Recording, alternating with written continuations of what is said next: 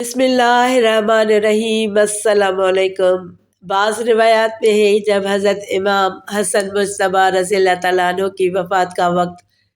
قریب آیا تو آپ نے امام عالی مقام امام حسین رضی اللہ تعالیٰ عنہ کو یوں وصیت فرمائی، یعنی اے میرے بھائی،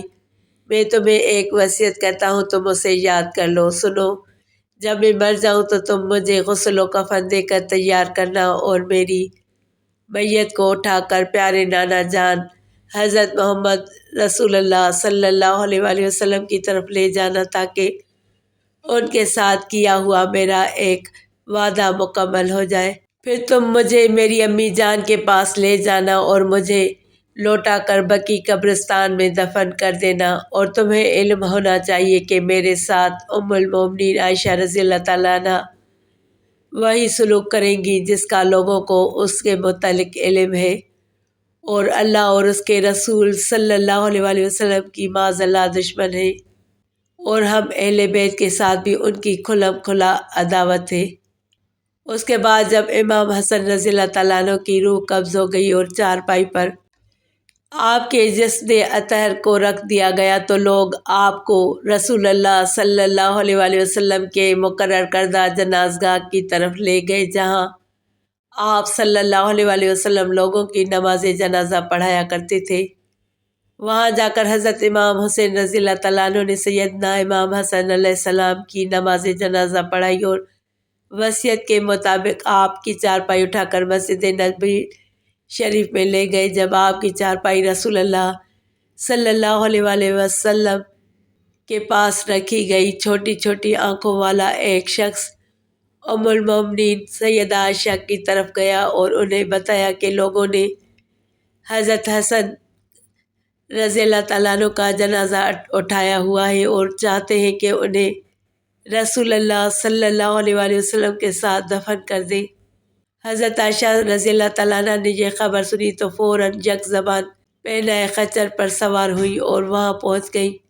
جہاں جنازہ پڑا تھا۔ بس آپ وہ پہلی مسلمان عورت ہیں کہ جو زین پر سوار ہوئی۔ وہاں پہنچ کر آپ نے امام عالی مقام امام حسین رضی اللہ تعالیٰ عنہ کو فرمایا، آپ اپنے بھائی کو یہاں سے لے جائیں کیونکہ انہیں میرے گھر میں نہیں دفنایا جائے گا، کہیں ایسا نہ ہو کہ میں رسول اللہ صلی اللہ علیہ وآلہ وسلم کا حجاب پھاڑ دوں معاذ اللہ۔ اس پر امام عالی مقام نے آپ کو یوں مخاطب فرمایا، اور آپ کے والد تو شروع دن سے ہی یہ کر چکے ہیں کیونکہ آپ نے پہلے دن سے ہی یہاں ان لوگوں کو دفنانے کی اجازت دی ہے جن کی قرابت رسول اللہ صلی اللہ علیہ وآلہ وسلم پسند نہیں فرماتے تھے۔ یا ام المومنین عائشہ، بے شک اللہ تعالیٰ آپ سے اس کے بارے میں سوال کرنے والا ہے۔ محترم ناظرین، سیدنا امام حسن علیہ السلام کی وفات اور نماز جنازے سے متعلق یہ روایت بڑی شد و مد سے بیان کی جاتی ہے، لیکن در حقیقت یہ روایت مکذوب موضوع اور باطل ہے، اور اس روایت کی سب اسناد جو بیان کی جاتی ہیں سب باطل و غیر ثابت ہیں۔ جیسا کہ الکافی کی اس روایت کی شرح میں مازندرانی نے لکھا ہے کہ اس روایت کے راویوں میں سے بکر بن صالح کے متعلق امام کلینی اور متعدد ائمہ نے کہا ہے کہ بکر بن صالح مجہول اور ضعیف کے درمیان مشترک ہے۔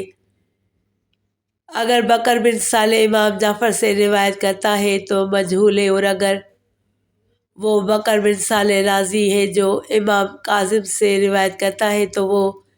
ضعیف ہے۔ اسی طرح اس روایت کے باطل ہونے کی ایک بڑی وجہ یہ بھی ہے کہ اسے ایک خاص طبقہ فکر کے علماء کے علاوہ کسی مکتبہ فکر کے محدث و مفسر نے قبول نہیں کیا اور نہ ہی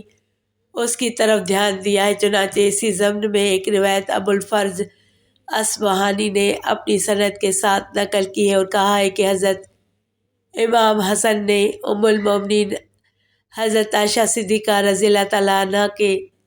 کی طرف رسول اللہ صلی اللہ علیہ وآلہ وسلم کے پہلو میں دفن ہونے کے لیے ایک قاصد اجازت طلب کرنے کے لیے بھیجا تھا، جس پر حضرت عائشہ نے کہا تھا کہ مجھے منظور ہے، یعنی حضرت عائشہ نے دفن کے لیے اجازت دے دی تھی۔ لیکن پھر جب بنو امیہ کو اس کی خبر ہوئی تو وہ اسلحہ سے لیس ہو کر باہر نکل آئے اور بنو ہاشم سے لڑنے پر تیار ہو گئے اور کہنے لگے خدا کی قسم انہیں رسول اللہ صلی اللہ علیہ وآلہ وسلم کے ساتھ کبھی دفن نہیں کیا جا سکتا۔ چنانچہ جب آپ فوت ہوئے تو آپ کو آپ کی امی جان کے پہلو میں دفن کر دیا گیا۔ ابن ابی حدید نے لکھا ہے کہ خصوصاً جب حضرت عائشہ رضی اللہ تعالیٰ عنہ سے دفنانے کی اجازت طلب کی گئی اور آپ نے اجازت دے دی تو اس طرح تو یہ واقعہ سیدہ عائشہ صدیقہ رضی اللہ تعالیٰ عنہ کی مناقبت کا ثبوت ہے، اور آپ کے خچر پر سوار ہو کر آنے میں یہ احتمال ہے کہ چونکہ شور شرابہ اور احتجاج کرنے والے لوگ بنو امیہ سے تھے تو آپ فتنہ ختم کرنے کے لیے وہاں آئی ہوں۔ الغرض اصل واقعہ یوں ہے کہ جب سیدنا امام حسن علیہ السلام کی وفات کا وقت قریب آیا تو آپ نے وصیت فرمائی کہ مجھے نانا جان کے پہلو میں دفن کر دینا، لیکن اگر تمہیں کوئی نیا فساد پھیلنے کا خطرہ ہو تو مجھے امی جان کے پہلو میں دفن کر دینا۔ جب آپ کی وفات ہو گئی تو لوگوں نے آپ کو رسول اللہ صلی اللہ علیہ وآلہ وسلم کے پہلو میں دفن کرنے کی تیاری کی، لیکن اس وقت مدینہ پر تعینات بنو امیہ کے گورنر مروان بن حکم نے مداخلت کی اور انہیں وہاں دفنانے سے انکار کر دیا اور کہا عثمان رضی اللہ تعالیٰ عنہ تو بقیع سے باہر ایک باغیچے میں دفن کیے جائیں اور امام حسن رضی اللہ تعالیٰ عنہ کو یہاں دفن کیا جائے۔ پس مروان کی بات سن کر بنو ہاشم بھی اپنے خلیفوں کے ہمراہ اپنی ضد پر اڑ گئے اور مروان بن حکم بھی بنو امیہ کے لاؤ لشکر کو ساتھ لے کر انہیں باز رکھنے پر تل گیا۔ تب حضرت ابو ہریرہ رضی اللہ تعالیٰ عنہ نے مروان کو سمجھانے کے لیے فرمایا اے مروان کیا تم سیدنا حسن کو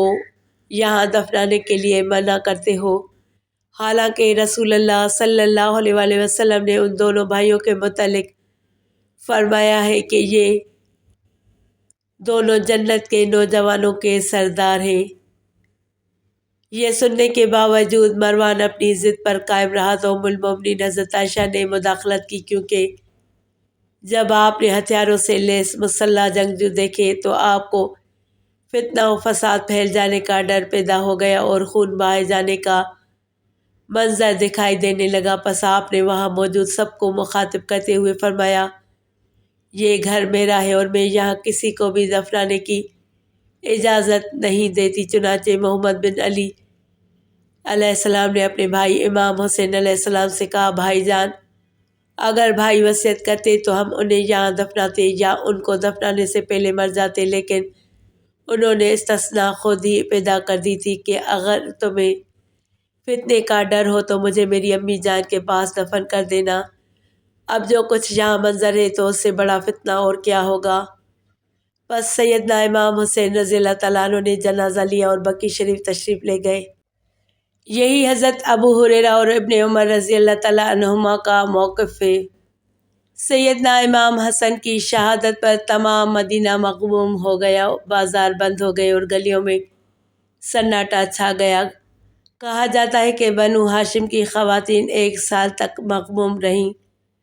حضرت ابو ہریرہ رضی اللہ تعالیٰ عنہ مسجد میں پکار پکار کر کہتے تھے لوگو